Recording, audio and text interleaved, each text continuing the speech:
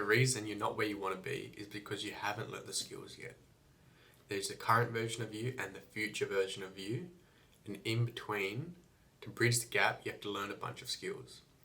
And so depending on how far you are along your journey would depend on how many more skills you've got to learn. But oftentimes, because of university, we're kind of expected to already be at the end and know everything. But the reality is we can't know information we haven't been exposed to. But what we can do is focus on the things that we can control, which is our ability to learn the skills and bridge the gap between where you are and where you want to be. But what you've got to focus on is figuring out what skills does the future version of myself have. And then once you've figured out those skills that a good EEP requires, then you can kind of reverse engineer and figure out what skills you currently have and what skills you're missing.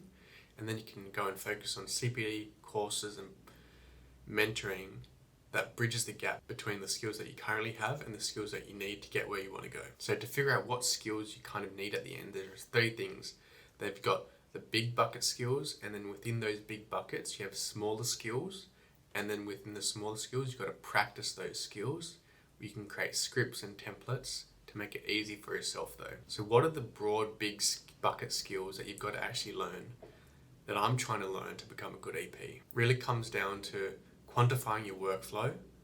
And so what that basically means is, what is the client's journey from coming in the clinic to having good results, and what are the skills you need to know to actually go and take them through that journey. So Esther has actually given and created a infographic on an exercise service journey. And so these are the big broad skills that you could try and focus on mastering. The first thing is the referral. Understanding how to get referrals, what to do when you get referrals, and how to communicate with the referrer. And also other ways to get clients that aren't just from referrals. And then the next big skill is conducting assessments, initial assessments, reassessments, exercise assessments and tests. And the next skill is designing your lifestyle and exercise program, then actually delivering the program, and then monitoring their progress and the client along their journey, then reviewing their results after a few weeks, and then also reporting those results back to the referrer and the client. So they're the big bucket skills that you've got to learn to become a good EP. There are also other bucket skills like staying up to date on the latest research. And so once you've figured out what are the big buckets of skills that a good EP has, and that's through understanding the client service journey given by ESSA, you then got to figure out what are the smaller skills within each bucket. So for instance, delivering an exercise program, there are a lot of smaller skills you've got to know, like how to progress and how to regress exercises, how to do small talk during the session to build rapport, how to educate clients on pain or their condition so they know more and understand more about what they've got, and then how exercise is going to be beneficial to them. How to demonstrate exercise as well. That's obviously super important because you've got to make sure the client's doing the actual exercise properly. What are also the safety considerations as well? How do you end an exercise session every time? So there are a lot of different smaller skills you actually got to learn to be able to deliver a proper exercise session and become a good EP that's able to deliver good exercise sessions. So once you figure out what are the smaller skills within each bigger bucket, which takes some time, ask people around you, ask better EPs, what are the smaller skills within doing initial assessment? What are the subjective skills? What are the objective skills you've got to learn?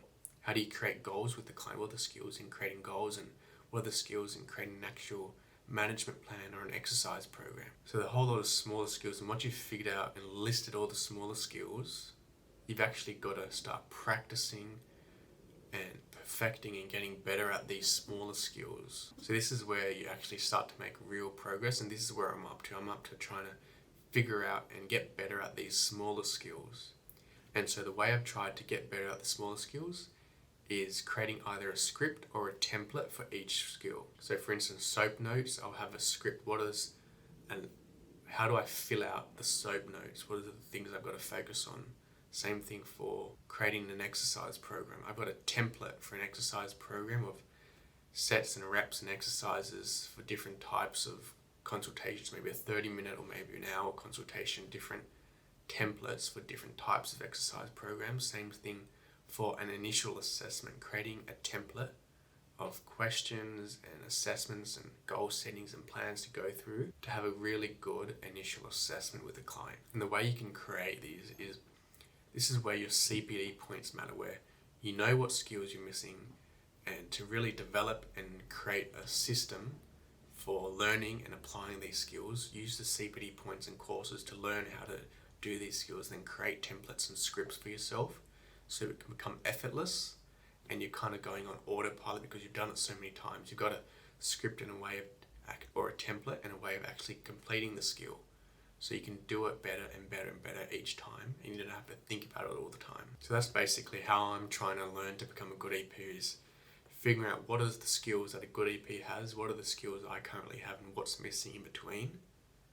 And then figuring out those bigger bucket skills and the smaller skills within those big buckets, and then creating scripts and templates for each small skill so I can then practice and get better at these smaller skills to really become and develop myself to become a good EP. Now I hope you go out, write down all the small skills you've still got to learn, go out and do some CPD courses, some mentoring to figure out how to actually get good at these skills and what you need to be doing. Create scripts and templates for yourself to make your life easier.